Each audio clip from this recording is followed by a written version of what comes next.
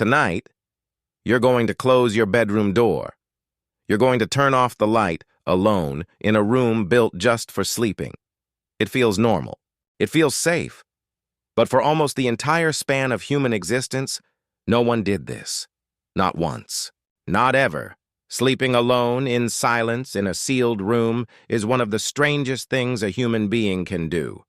Your body doesn't quite believe it's safe. And somewhere underneath your calm, modern bedtime routine, an ancient alarm system is still quietly running, waiting for people who aren't there. Think about what sleep actually is. It's not just rest. It's the most vulnerable state a human can enter. Your eyes close. Your muscles go slack. Your awareness of the world nearly vanishes. For a predator on the savannah, a sleeping human wasn't a threat. It was dinner. So how did early humans survive 8 hours of total helplessness, night after night, for hundreds of thousands of years? They didn't do it alone. For most of human history, sleep was a group activity. Extended families, bands of 20 to 50 people, curled together around a fire, bodies touching, breathing in rhythm. Sleep wasn't private. It was communal, layered, overlapping.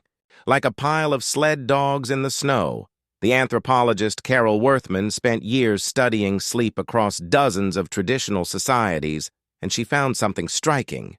In nearly every one of them, solitary sleep was rare or completely absent. People slept in clusters. Children slept against parents. Adults slept near other adults. Sleep was something you did with your community, not away from it. And this wasn't just about staying warm, it was about staying alive. A sleeping group is a watched group. If a lion approaches, someone stirs. If a rival band gets close, someone wakes. Sleep researcher David Sampson has studied this directly among the Hadza, a hunter-gatherer community in Tanzania. He found that at almost any point during the night, someone in the group was awake, even if just for a few minutes. Not because their sleep was broken or unhealthy, because it was staggered, almost like a rotating watch. Sampson calls this the sentinel hypothesis. Somebody's always keeping watch, whether they know it or not. Not one designated guard, but a natural shifting overlap of wakefulness spread across the whole group. Now picture that system, refined over hundreds of thousands of years. Then picture removing it completely and replacing it with one person alone, in a locked room, in total darkness. No wonder your body still resists it. This is where a strange piece of the puzzle comes in.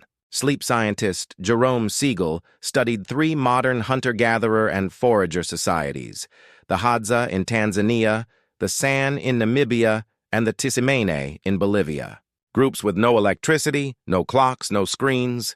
He expected to find long, deep, uninterrupted sleep, the kind wellness culture promises you today. He didn't find that at all.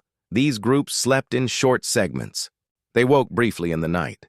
Their sleep was scattered, social, and surprisingly similar to the fragmented sleep so many modern people are told is a problem. The difference wasn't the sleep itself, it was what surrounded it. They weren't lying awake at 3 a.m. in isolated panic, running through tomorrow's anxieties in total silence. They were waking up next to other bodies, other breathing, low murmurs of a night watch, the crackle of embers. Their nervous systems weren't sounding an alarm. They were simply checking in with a world that already felt secure. Your ancestors' brains evolved for exactly one sleeping condition, not alone, which raises an uncomfortable question. What happens when a brain built for that condition gets forced into the opposite one night after night for an entire lifetime? A lot, it turns out. Modern sleep researchers have repeatedly found that people who sleep near a trusted partner or in a shared space tend to report feeling safer, fall asleep faster, and experience fewer stress hormones overnight than people sleeping completely alone. It's not that solitary sleep is inherently harmful.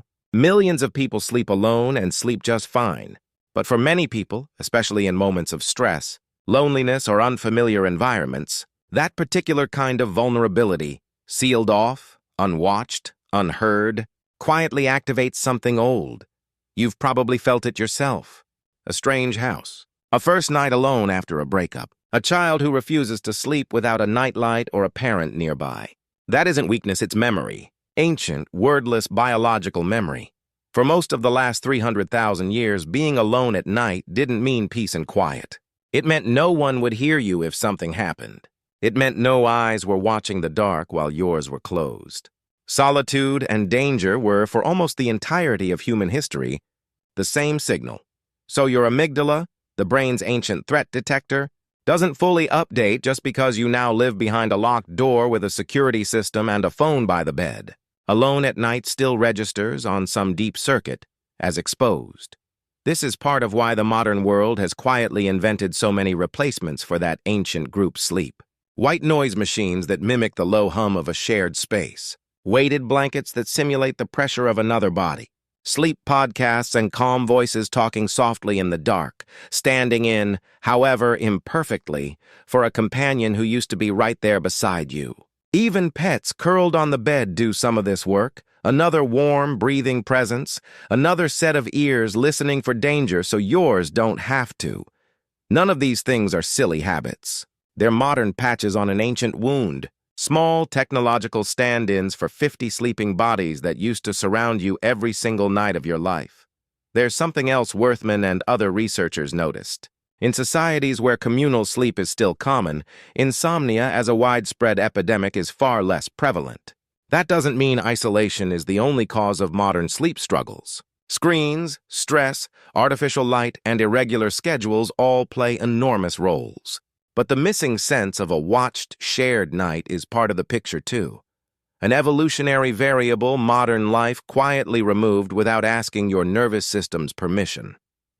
Here's the strange twist. As humanity built walls, doors, locks, and eventually entire private bedrooms for each individual, we didn't just gain privacy, we lost a form of protection our biology still expects. Your ancestors never asked whether sleeping alone was efficient or convenient. It simply wasn't an option. Survival demanded overlapping shifts of consciousness, a rotating watch of half-awake minds keeping the whole group safe through the night. That system built your brain. It shaped the very structure of your fear response, your light sleeper instincts, your tendency to wake at unfamiliar sounds.